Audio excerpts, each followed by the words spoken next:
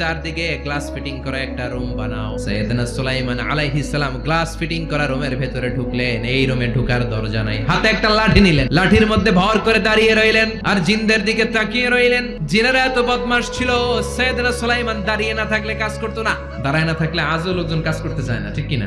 সুলাইমান আলাইহিস সালাম লাঠির মধ্যে ভর দিয়ে দাঁড়িয়ে রইলেন আর বললেন কাজ করো। জিনেরাও কাজ শুরু করলো। ওদিকে মালাকুল মাউত এসে বলল সুলাইমান সময় তো শেষ। সুলাইমান বলে সমস্যা নাই, রূহ কবজ করে।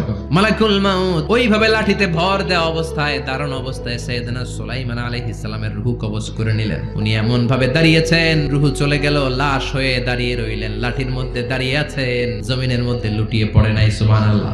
জিনেরা মনে করছে বস দাঁড়ায় আছে, কাজ করতে হবে। করতে করতে পুরা প্রজেক্টের কাজ শেষ। ইন দ্য মিন টাইম ঝিঝি পোকা, উই পোকা সুলাইমান আলাইহিস সালাম লাঠির ভেতরে ঢুকে লাঠিও খেয়ে ফেলেছে। সাইয়েদনা সুলাইমান আলাইহিস সালাম ধপাস করে জমিনে পড়েছে। আর জিনেরা কয় হায় হায়, খালি খালি কাম করছে এতদিন। সুবহানাল্লাহ কইবেন না?